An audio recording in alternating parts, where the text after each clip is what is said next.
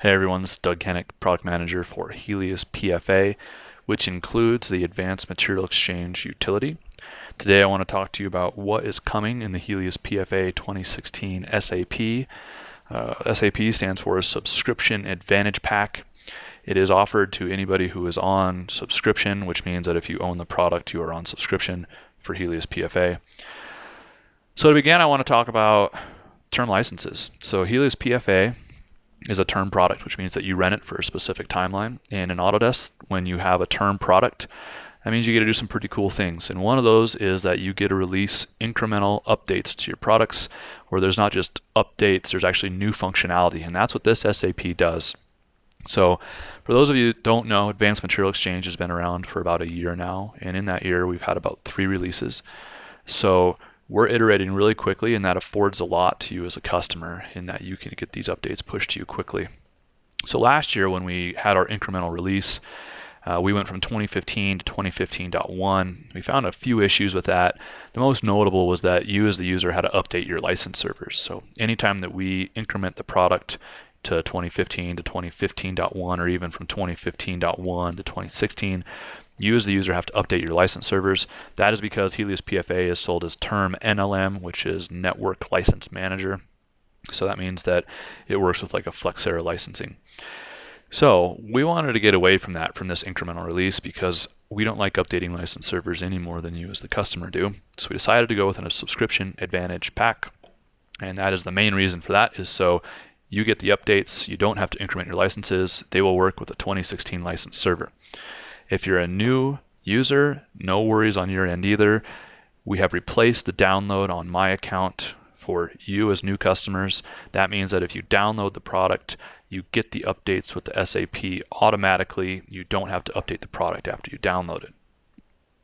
So again, how do I get it? Current customers, this is going to get pushed directly to you through the application manager. The application manager sits in your icon tray on your desktop.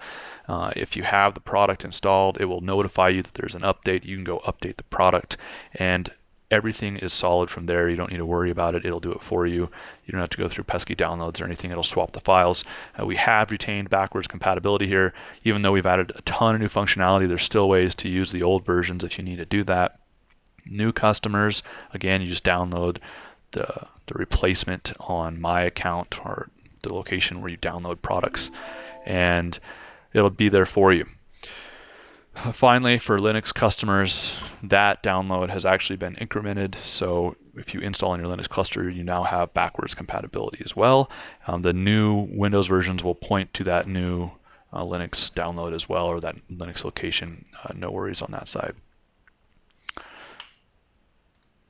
All right, so let's talk about what's new in this SAP version. So as Helius PFA, we typically release twice a year or biannually, and there's a few reasons for that. The first one is that most of the FEA software packages that we support, such as Abacus and ANSYS, are on release cycles which are more than 1x per year. They can be anywhere from 2 to 5x per year, usually what we see. So we release biannually so that we can pick up all of these updates from the FEA platforms, because we know you users, you're picking up those new downloads too. So this version, we're gonna have support for ANSYS 16.0, 16.1, and 16.2. Abacus has not come out with 2016 yet. We do support Abacus V14 and 14.1, so we should be good there. The other reason that we release biannually is so that we can feed you as users all the updates that we've provided to the product.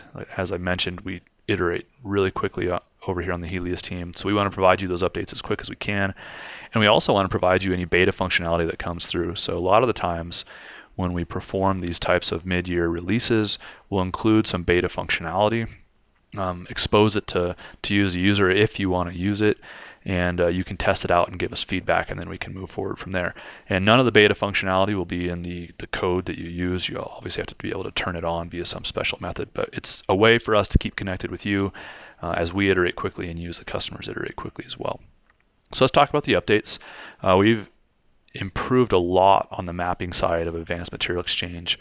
Specifically, now we support any element that you want to read into Advanced Material Exchange. I'll talk about that more in the next slide. We also support injection compression molding. So we support injection molding right now. We're adding support for injection compression. We'll have some visualization enhancements coming your way. We also support now linear CTEs. If you map linear data over and you only want to do a linear simulation, we'll take the CTEs too.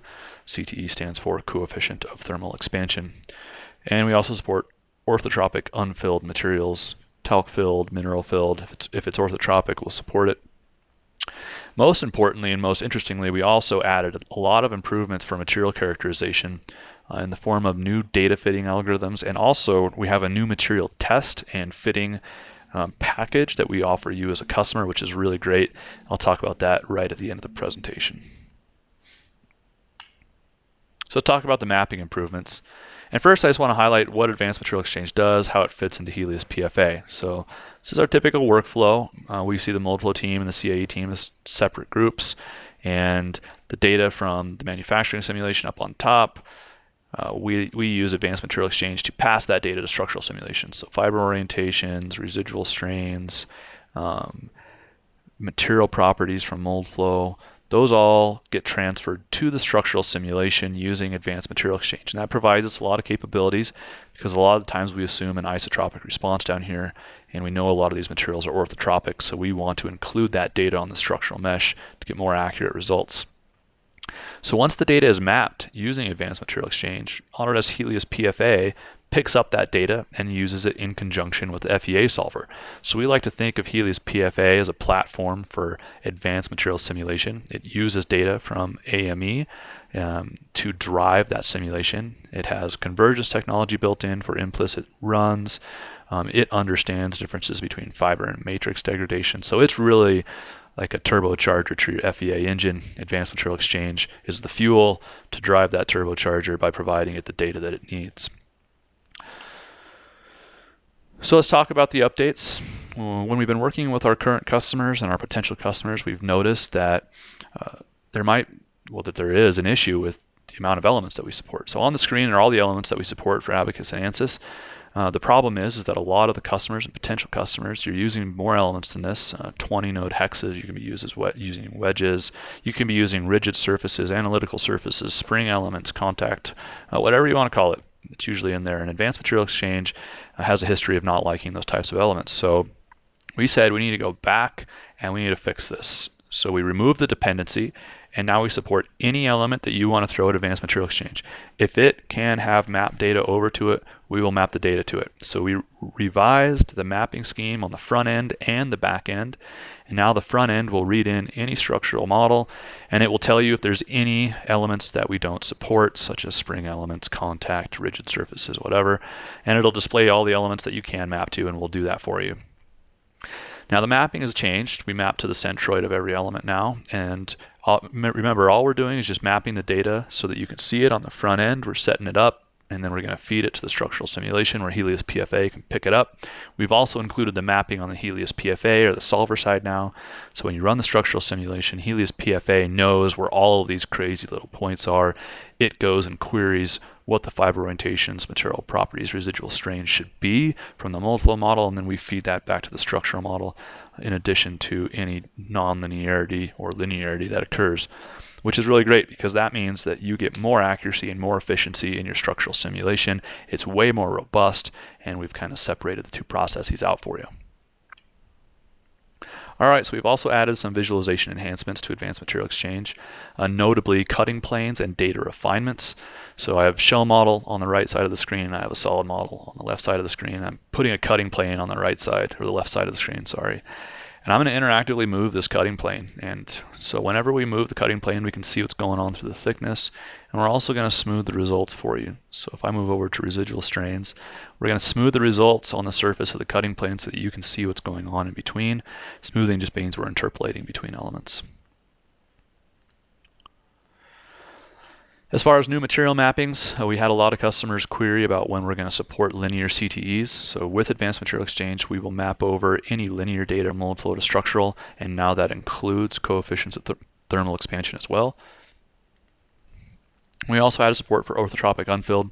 So before we could only do isotropic unfilled, we did not support talc or mineral.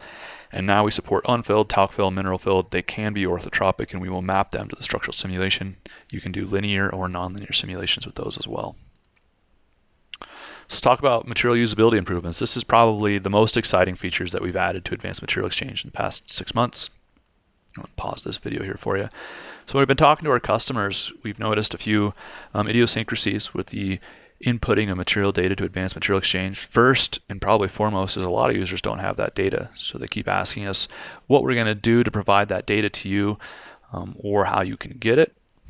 Second is there's a lot of constraints on entering material data. So right now, or in the 2016 release, we forced users to have 15 to 50 points for each of the stress strain curves that we require, and they had to be smoothed. And by smooth, that means there couldn't be any tails at the end, there couldn't be any dips in the data, things like that. So we went back and looked at how we could help you out as users, because typically you receive raw data if you're going to be entering your own stress strain data, and you just want to copy and paste that in. So here's an example that I threw together. This is 3 different stress strain curves at 3 different rates or environments, is what I like to call it. And the data is not smoothed. This is some of the raw data that I've taken from a manufacturer, or not manufacturer, a testing lab. 4,000 something points. This is a lot of data points per stress strain curve. And I'm just going to read a CSV file in containing all that data. And it read all in. So I'm going to scroll down. You're going to see I have all that data, 4,000 something points. And I'm going to ask AME to plot it. And when I do that, it'll go out and smooth the data for me and fit it. Now, it takes a little bit longer than it used to, but at least now I don't have to go through the manual and tedious process of smoothing the data. The other thing that we did is we introduced a new material test, and this is probably the most exciting thing for our user base. And this new material test, it kind of goes in line with the mold flow material test, so the manufacturing test data. So currently we offer the test for manufacturing test data, and we will test the material for you, and then we will provide you a UDB file. So we're calibrating a whole bunch of stuff on the back end for use with mold flow. Maybe calibration's about where we're fitting that data so that it can be used with mold flow. And then we give it to you as the user in your database, and you get to use that data at will.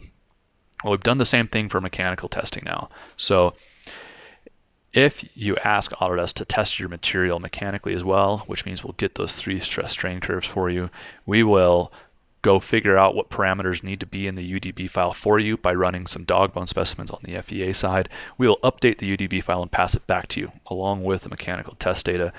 Once we've done that, you can put it in your mold flow database and you can go run your mold flow problems. That data is available for you to look at in mold flow, and it will also be transferred automatically through Advanced Material Exchange to Helius PFA. You as a user do not have to enter it again.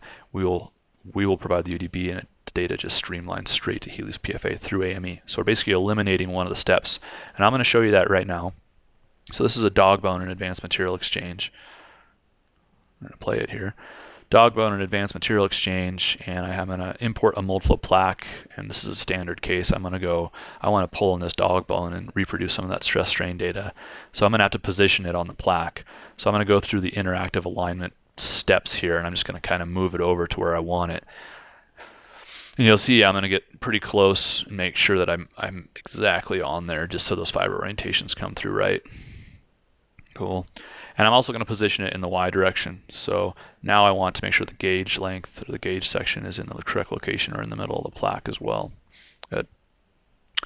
Now what I'm going to do is I've read in the input file, the structural input file, and I've read in the study file for mold flow. I haven't done anything else. Usually the next step would be to map the results and enter your material data, but I'm just going to show you the material data is already there. It came from the mold flow study file. So these are all the points. They came through with the mold flow study file. More importantly, the mechanical models used in AME have already been fit, so all your constants are there. So I don't have to enter this material data. I don't have to plot it. My next steps would be to map results and then export. So I've eliminated the step of entering the material data. Anybody who wants their material tested mechanically from Autodesk for use with Advanced Material Exchange, you'll get this functionality straight out of the box.